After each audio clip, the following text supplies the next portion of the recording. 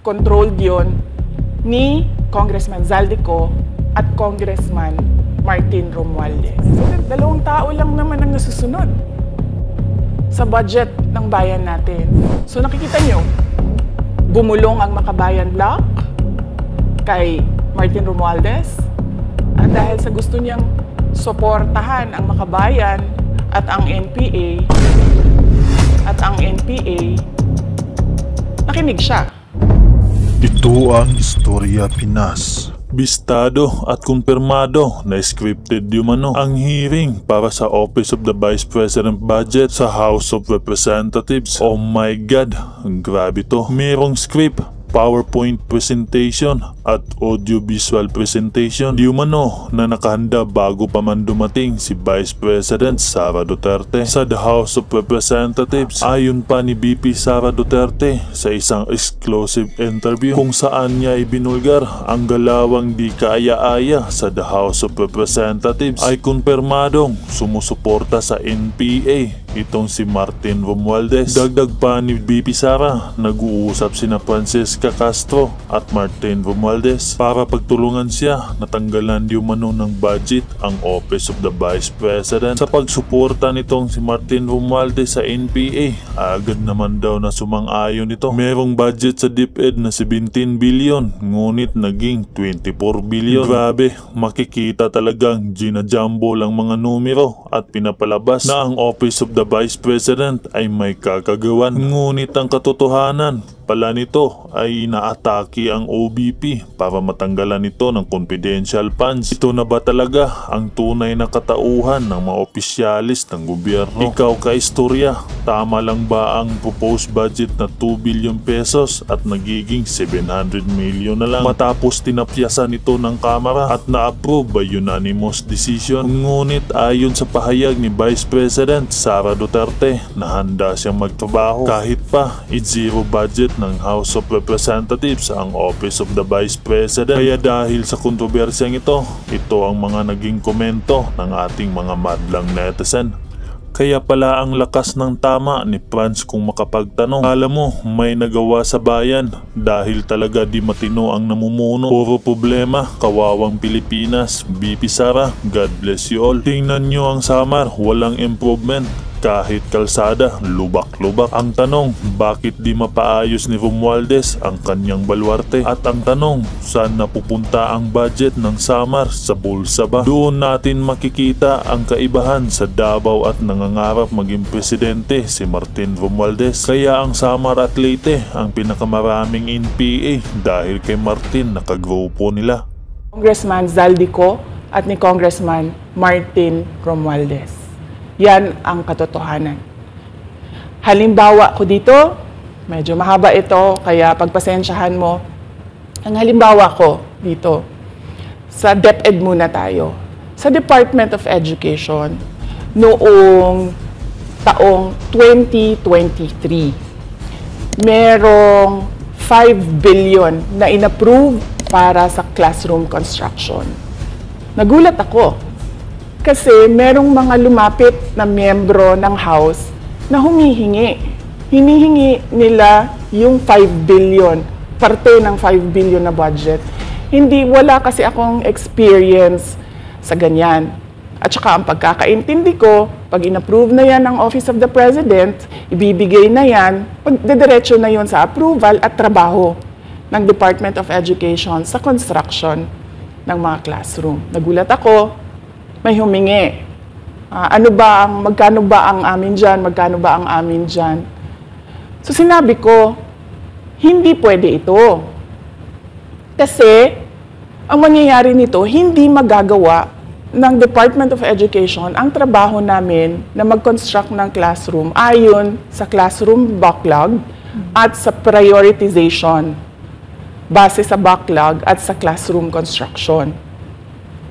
So sinabihan ko yung isang congressman, sabihan ninyo si Martin Romualdez na hindi pwede chap-chapin ang classroom construction na 5 billion. Kaya kung makikita ninyo sa budget proposal na approved ng Office of the President, 5 billion yon. Pero nung lumabas yung GAA o yung budget approved noong 2023, naging 15 billion siya. Dahil hindi nga ako pumayag na kunin yung 5 billion, dinagdagan nila ng 10 billion yung classroom construction ng Department of Education. Yung 10 billion na yon hindi kontrolado ng Department of Education. Controlled yon ni Congressman Zaldico at Congressman Martin Romualdez. Hindi ko na kailangan ng corroborative witness dito dahil makikita nyo yon sa papel. Makikita ng taong bayan yon sa papel. NEP, 5 billion, lumabas ang budget approved, 15 billion. So maiintindihan niyo, 'di ba? Bakit pa tayo magbo-budget hearing para sa Office of the Vice President? 2 tao lang naman ang nasusunod sa budget ng bayan natin. Halimbawa, taong 2024. Kung makikita niyo, ang approved na budget ng Office of the President para sa classroom construction ay 19 billion. Noong lumabas na ang House version ng Appropriations Bill, ay naging 24 billion ito. So, approved 19 billion, paglabas sa House, naging 24 billion. At doon sa 24 billion na yon, kung hahanapin mo sa papel, kinuha nila ang 5 billion ng repairs ng classrooms at nilagay nila doon sa 19 billion para maging 24 billion siya. So ang naiwan sa repairs, sa kawawang mga classroom, ay 1 billion. Kaya, makikita nyo, sa papel, nandyan yan. Naging 24 billion. At hindi lang yan, dahil noong 2023 ay hindi ako pumayag na hindi masunod yung DepEd na rules sa paano mag-classroom construction based on need. Ang ginawa ngayong 2024, inattach nila ang listahan na kung saan gagawin ang mga classroom construction worth 17 billion. Makikita nyo yon sa papel. Pagdating namin sa Senate, nakita yon ng mga senador. Tinanong nila ang Department of Education, totoo ba o hindi totoo na galing sa inyo ang listahan ng 17 billion ng mga classroom construction? So sabi namin sa mga senador, hindi totoo. Hindi namin magagawa yung trabaho namin, hindi natin masosolve ang classroom backlog kung ganito ang nangyayari. Pwede ba ninyo kaming tulungan? Yung mga senador naman, very helpful sila. Oo, tulungan namin kayo. Kaya nga kung makikita ninyo sa interpellation ng isang senador doon sa budget hearing sa Senate, tinanong niya diretso, galing ba sa DepEd ang listahan ng 17 billion? Galing ba sa DepEd ang listahan na inattach doon sa House version? Sinabi namin hindi. Hindi galing sa amin yan. On record yon. Makikita nyo sa mga videos, balikan nyo yung mga videos. Makikita nyo.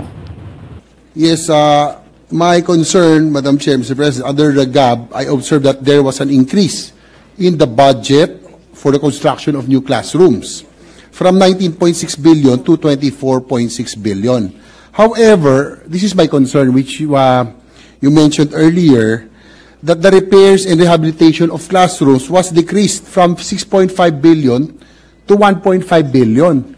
I also have information, Madam Chair, Mr. President, that 24.6 billion allocated under the GAB, but only 9.8 billion from the allocation is left to the discretion of DepEd. Kaya hindi ko na kailangan ng witness kasi makikita nyo sa papel. Tapos dumating ang BICAM, walang nangyari dahil ang nasusunod doon ay si Congressman Zaldico at si Congressman Martin Romualdez. Kaya nandun pa rin naka-attach yung 17 billion na ginawang listahan ni Ko at ni Romualdez. In fact, balik lang ako konti sa'yo ha.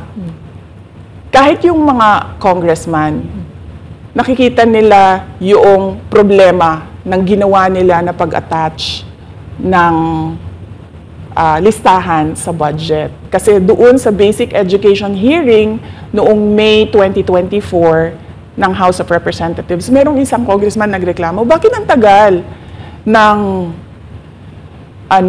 classroom construction? Bakit ang tagal? Eh sabi nung USEC ng DepEd, kasi may pabago-bago sa listahan ng DPWH dahil hindi kami ang gumawa ng listahan.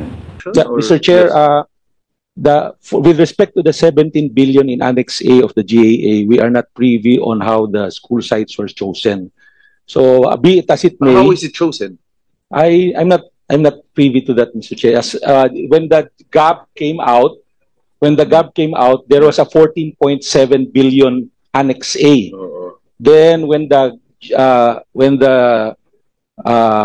committee, the GAA came out, from 14.7 it became 17 billion. So we are not privy to how the list was generated. So dagdag ko lang yan doon sa confirmation na kinuha nila yung budget ng DepEd at isa yan sa mga rason kung bakit ako nag-resign sa Department of Education.